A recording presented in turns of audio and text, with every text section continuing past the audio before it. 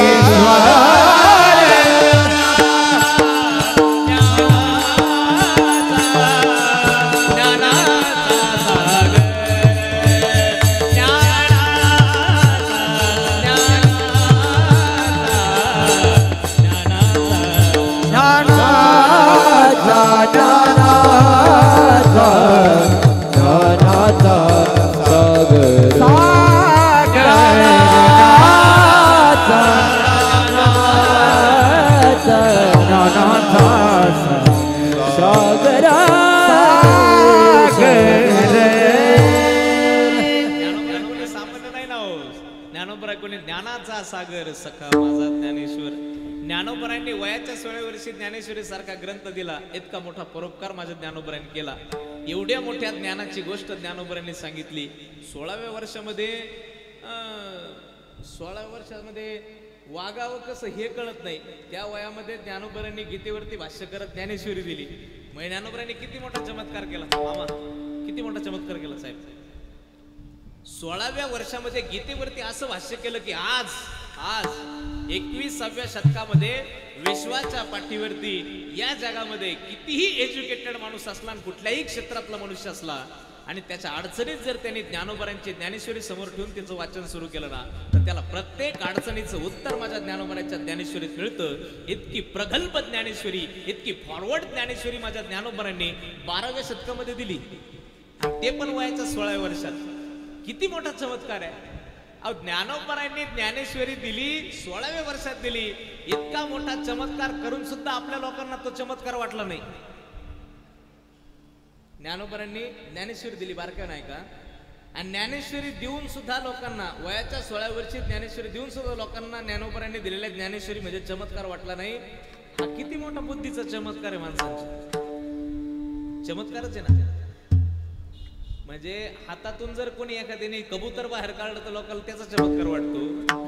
आणि गीतेवरती भाष्य करत जगाचा कल्याण करणारा ग्रंथ ज्ञानोबरांनी दिले लोकांना त्याचा चमत्कार वाटत नाही. म्हणजे किती मोठा बुद्धीचा चमत्कारच झाला ना. इतका मोठा चमत्कार आहे.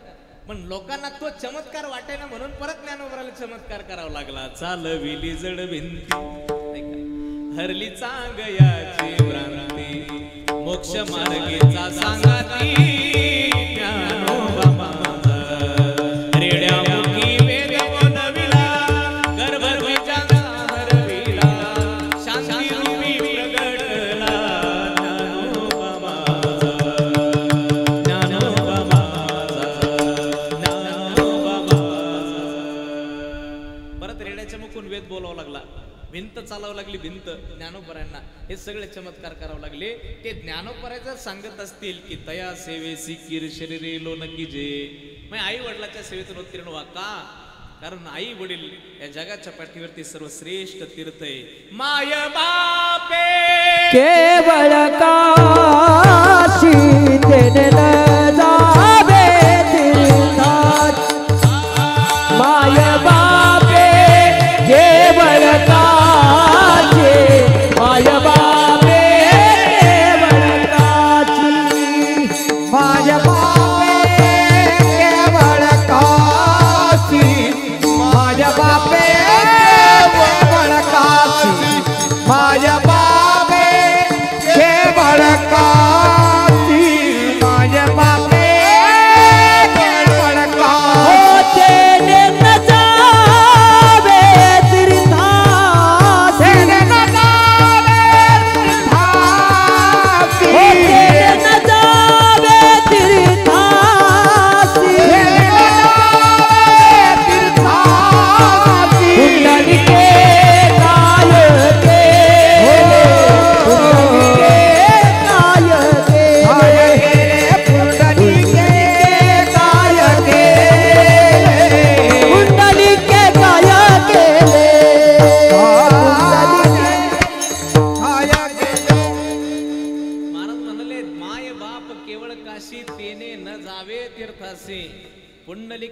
केले परब्रह्म उभे केले.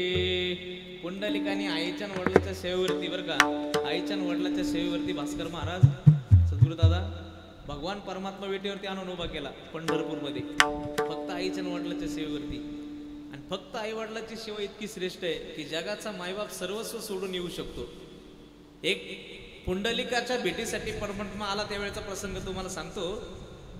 एक दिवस भगवान परमात्मा आवरून निघाले वैकुंठातून. रुक्मिणी आई साहेब आडव्या झाल्या. रुक्मिणी आई साहेब म्हणाले कुठं निघाले, मला सांगितलं नाही काय नाही. मग आपल्याला कुठं जरी जायचं असलं तर घरी मंडळांना सांगावंच लागतं. मी जरी कीर्तनाला निघालो तो कुठं नाही कुठं चाललो हे नाही सांगितलं नंतर मला ऐकावं लागतं. त्याच्यापेक्षा सांगावं लागतं आधी अण्णा की इकडे इकडे चाललो. कीर्तनाला म्हणजे परमात्मा निघाले वैकुंठातून निघाले तर कुठं निघाले. रुक्मिणी आई साहेबांनी विचारलं कुठं चाललात तुम्ही. देवाने सांगितलं रुक्मिणी मी पंढरपूरला चाललो पंढरपूरला. रुक्मिणी आई साहेब म्हणाले पंढरपूरला काय, तेव्हा वैकुंठ नव्हतं, तेव्हा पंढरपूर नव्हतं बरं का. तेव्हा पंढरपूर स्थापन नव्हतं आणि देव पंढरपुरात नव्हते. पंढरपूर कुठं आहे, कुठं चाललंय. त्यावेळी देवाने सांगितलं जम्बू या दीपा माझी एक पंढरपूर गाव. जम्बूदीप आहे तिथं ते पंढरपूर गाव आहे. चंद्रभागा तिथं वाहते, तिच्या तीरावरती वसलेलं ते गाव आहे. बर काय तिथे पंढरपूरला काय.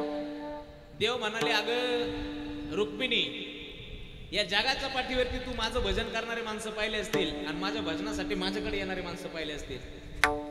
माझ्यापर्यंत येण्यासाठी मार्ग माझा भजनाचा आहे, माझ्यापर्यंत येण्यासाठी मार्ग परोपकाराचा आहे, माझ्यापर्यंत येण्यासाठी मार्ग भगवंत माझ्या भजन करून संत संगतीचा आहे. पण ऐक, मला जर प्रत्येकाला आपल्या घरी आणायचं असेल तर त्याचा मार्ग वेगळा आहे. काय मार्ग आहे त्याचा मार्ग असा आहे, माझ्यापर्यंत येण्यासाठी माझी भजन भक्ती करावी लागेल आणि मला जर तुमच्या घरी आणायचं असेल तर तुम्हाला आई वडिलांची सेवा करावी लागेल. आणि मी जिकडे चाललो त्या पंढरपूरला काय तुला सांगू का, माझं भजन भक्ती करणारे प्रत्येक घरात आहे, पण आईची वडिलांची सेवा करणारा पंढरपुरात आहे. तो पुंडलिक तिथे आईची वडिलांची सेवा करतो म्हणून त्याच्या भेटीसाठी निघालो. कशी रे विठ जोडली पुंडलिका, कशी रे विठ जोडली पुंडलिका, कशी रे विठ जोडली पुंडलिका, कशी रे विठ जोडली पुंडलिका. माय बापाची सेवा करुणी, माय बापाची सेवा करुणी विठ्ठल आणला रे सखा. कशी रे विठ जोडली पुंडलिका, कशी रे विठ जोडली पुंडलिका, कशी रे विठ जोडली पुंडलिका. वैकुंठातून देव पंढरपूरला आणला आणि विटेवरती आणून उभा केला. पुंडलिकाच्या भेटीसाठी आलेला देव मागे येऊन उभा राहिला. पुंडलिक आईची सेवा करतो. चतुर्भुज देव प्रगट झाला आणि चतुर्भुज देव प्रगट झाला ना तर पुंडलिकाने मागे वळून बघितलं तर देव होता, विठ्ठल होता, परमात्मा होता. पुंडलिकाने विचारलं देवा इकडं. देव म्हणाले इकडं नाही, तुझ्या भेटीला आलो. पुंडलिक म्हणाला पण मी मोकळा नाही ना, मी आईची सेवा करतो देवा, मला वेळ नाही, मला वेळ नाही. देव म्हटलं आईची सेवा झाली की मग भेट. पुंडलिक म्हणाला आईची सेवा झाल्यावर सुद्धा वेळ नाही, मला बाबांची सेवा करायची. तुझ्याकडे वेळ असला तर थांब, नाही तर कोणाशी बोलतो पुंडलिक. अहो तो का सालाचा गडी करा जाओ, जगाचा मायबाप आहे, विश्वाचा मायबाप परमपिता परमात्मा. तो देव म्हणतो पुंडलिक वडिलाची सेवा झाली की मग भेट. पुंडलिक म्हणतो असला वेळ तर थांब, नाही तर तू जाऊ शकतो, माझा काय आग्रह नाही. देव म्हटला मी थांबणार, मला सांग फक्त थांबू कुठे. मग वेट भिरकावली आणि त्या विटेवरती उभा राहिला. हे सेवेचा परिणाम आहे. कशाचा, आईच्या वडिलाच्या सेवेचा परिणाम आहे. म्हणून ती सेवा आमच्यासाठी खूप श्रेष्ठ मानली जाते. खरं तर प्रत्येकाला देवाला प्रत्येकाच्या घरी जाता येत नाही म्हणून आईची वडिलाची खरं तर निर्मिती आहे.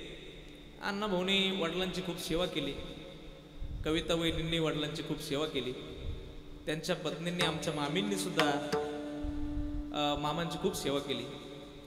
शेवटच्या 2 वर्षाचा काळ त्यांचा ते पॅरालाइज झाल्यानंतर एका जागेवरती होते आणि एका जागेवर जरी होते तरी घरच्यांनी त्यांना कधी ते जाणून दिलं नाही. अण्णा भाऊनी विशेषत्वाने जाणून दिलं नाही.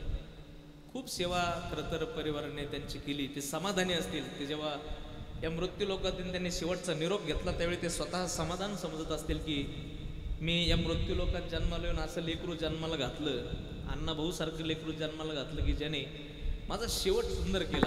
शेवट तो भला माझा भाऊ गोड झाला, माझा शेवट गोड केला, माझी सेवा केली, शेवटच्या श्वासापर्यंत सेवा परिवाराने खरं केली आणि त्यांना त्याच्यातून सद्गती मिळाली, याच्यात कुठलाच नवल नाही. आणि म्हणून आईची वडिलाची सेवा इतकी करणाऱ्या खरं तर पुरुषाला जीवनामध्ये दुसऱ्या कुठल्या आशीर्वादाची गरज पडत नाही. तुकोबराय म्हणतात, मी सुद्धा माझ्या जीवनात आईची वडिलाची सेवा केली ना, तर आईच्या आणि वडिलाच्या सेवेने, भगवंताच्या सेवेने मला काय दिलं, तर मला जे दिलं ते इतकं अलौकिक आहे, ते मला या मृत्यू लोकामध्ये कधीच मृत्यू येणार नाही. अभंगाच्या पहिल्याच्या न लगे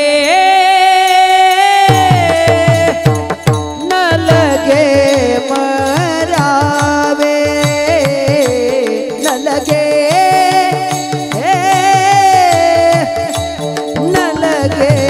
मरावे, न लगे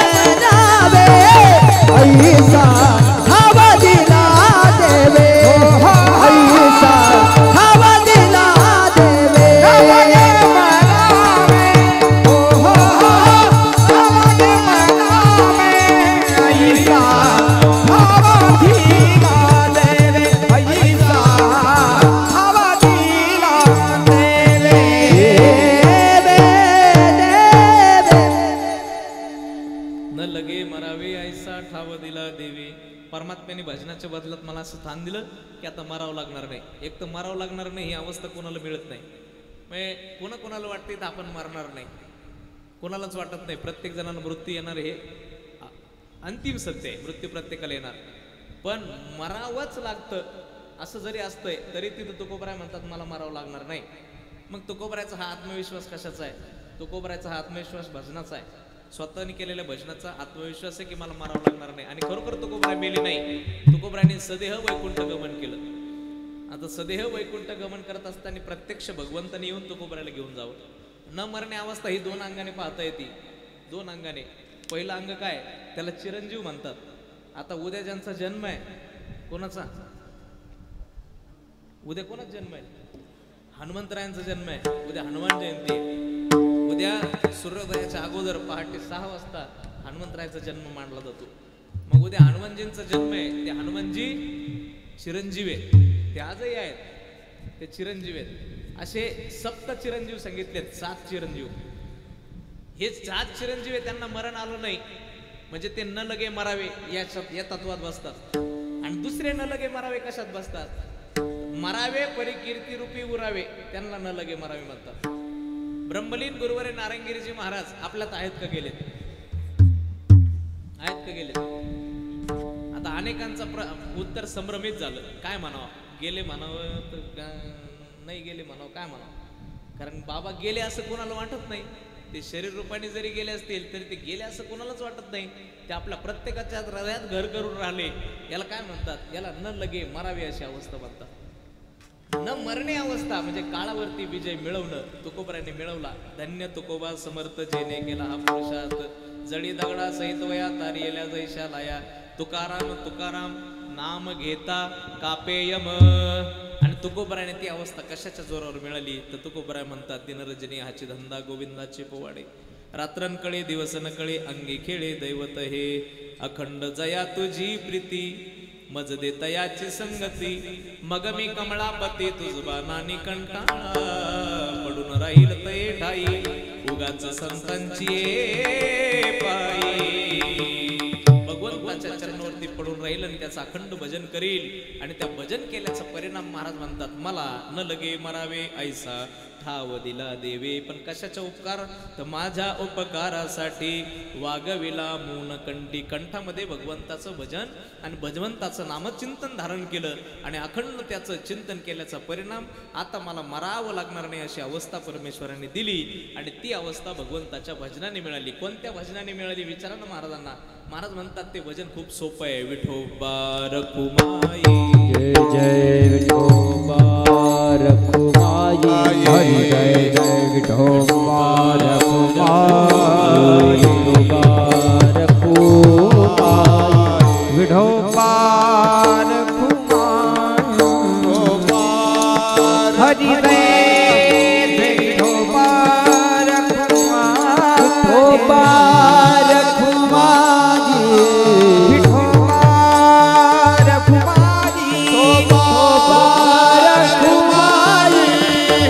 विठोबा विठोबा हरी जय जय विठोबा रखुमाई.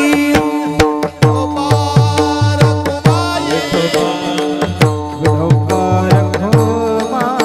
अरे विठोबा रखुमाई. हरी जय जय हरी जय जय जय जय जय विठोबा रखुमाई. विठोबा रखुमाई. हरी विठोबा रखुमाई. जय जय विठोबा रखुमाई. हरी जय हरी जय जय हरी जय जय हरी जय जय जय जय विठोबा रखुमाई. जय जय जय विठोबा रखुमाई. हरे हरे विठोबा रखुमाई. विठोबा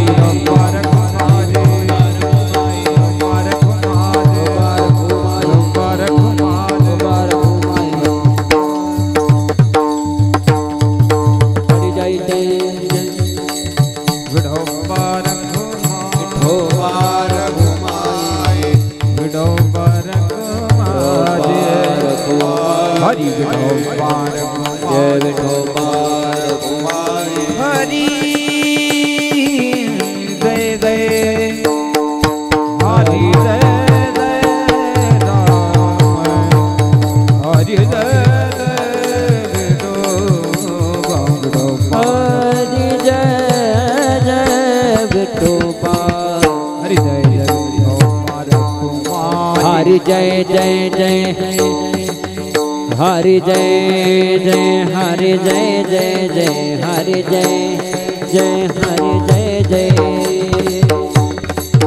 ओ हरि जय जय जय हरि जय जय जय हरि हरि हरि जय जय हरि जय जय हरि हरि हरि जय जय हरि विठोबा रघुमादि हरि जय जय विठोबा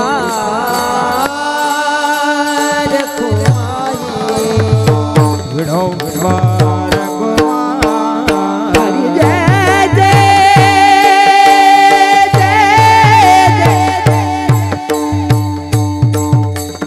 हरि जय जय विठोबा विठोबा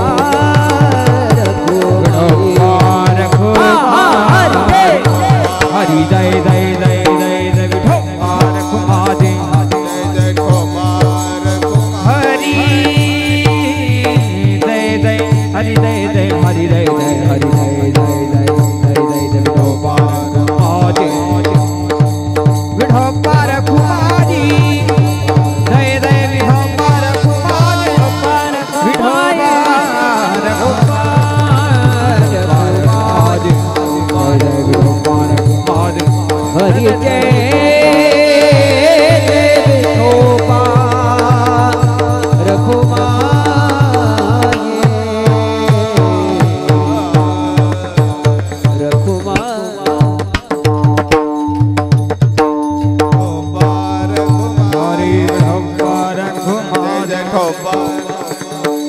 विठोबा रघुमादि विठोबा रघुमादि हरि जय जय जय विठोबा रघुमादि हरि जय जय विठोबा रघुमादि हरि जय जय विठोबा रघुमादि विठोबा रघुमादि विठोबा रघुमादि नरगे मरावे ऐसा ठाव दिला देवी माझ्या उपकारासाठी वागविला मोनकंठी घरी दिला ठाव अवघा सकळई वाव तुका म्हणे एके ठाई केले माझे तुझे नाही आयुष्यभर भगवंताच्या भजनाचा प्रताप मला मरण येणार नाही अशी अवस्था परमात्म्याने दिली आयुष्यभर तुम्ही भजन केलं तुकोबराय ना मग त्या भजनाचा बदला म्हणजे तुम्हाला काय मिळालं भजनाच्या बदल्यात हाय भजन कशासाठी केलं काहीतरी केलं म्हणजे काहीतरी मिळावं अशी अपेक्षा प्रत्येकाला असते तुकोबराय हे भजनाचा अट्टाहास आयुष्याचा कशासाठी महाराज सांगतात ना तो भगवान परमात्माला घेण्यासाठी आला त्याच्यासाठी याजसाठी केला होता अट्टाहास याजसाठी केला होता अट्टाहास यासाठी केला होता अट्टहास यासाठी केला होता अट्टहास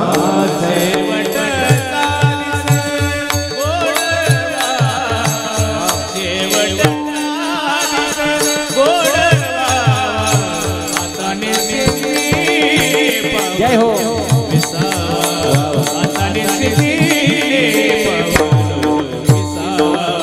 शेवटचा दिस गोडवा शेवटचा गोडवा हाताने चिठीने पावलविसा हाताने चिठीने पावलविसा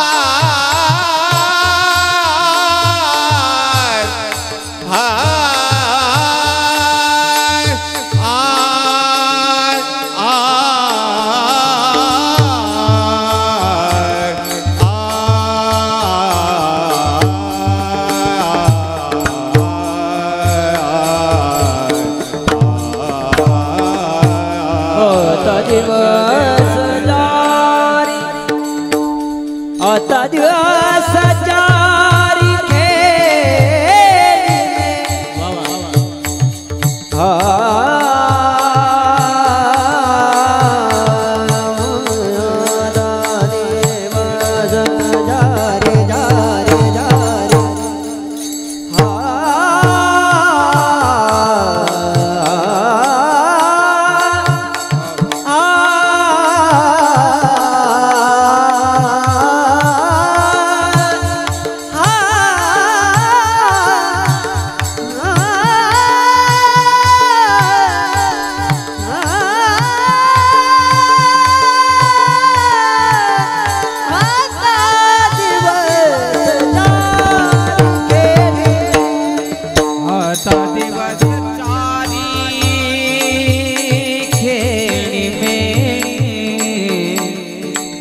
आता दिवस चारी खेळी मेळी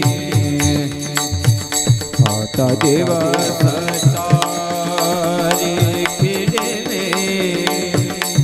खेळी मेळी आता दिवस चारी आता दिवस चारी खेळी मेळी हो आता दिवस चारी क्या बात है खेळी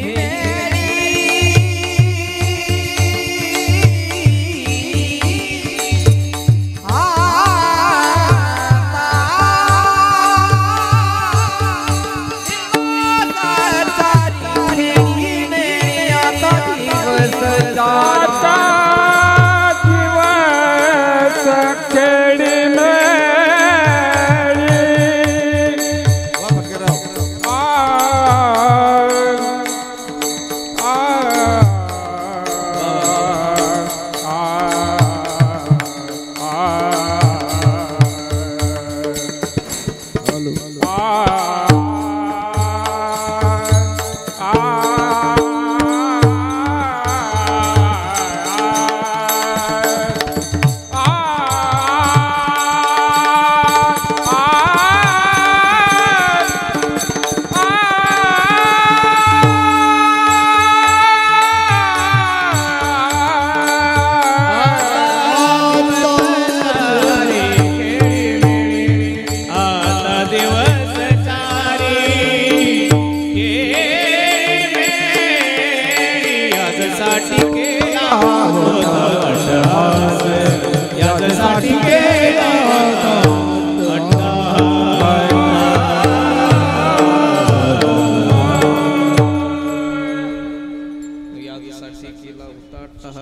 फकीरराव शेवटचा दिवस शेवटचा क्षण गोड होण्यासाठी जगद्गुरु तुकोबारा म्हणतात आयुष्यभराचं भजन केलं आणि त्या भजनाच्या बदल्यात मला मिळालं न लगे मरावे ऐसा ठाव दिला देवे.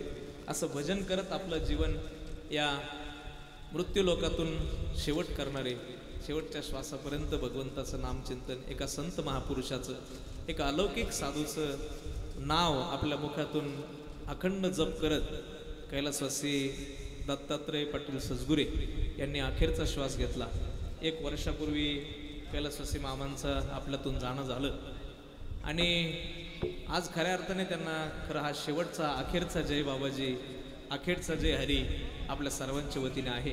ईश्वराच्या चरणावरती त्यांना जागा मिळावी याच्यासाठी मी परमेश्वराच्या चरणावरती प्रार्थना करील की देवा त्यांना आठवून वर्षभर परिवाराने पुण्यकर्म केले आणि जाता जाता हा शेवटच्या क्षणी सुद्धा ब्राह्मण देवते करवी वैदिक विधी आणि हा धार्मिक विधी सुद्धा संपन्न झाला. अन्नदान द्रव्यदान ज्ञानदान आदी कर्म या ठिकाणी संपन्न झाले.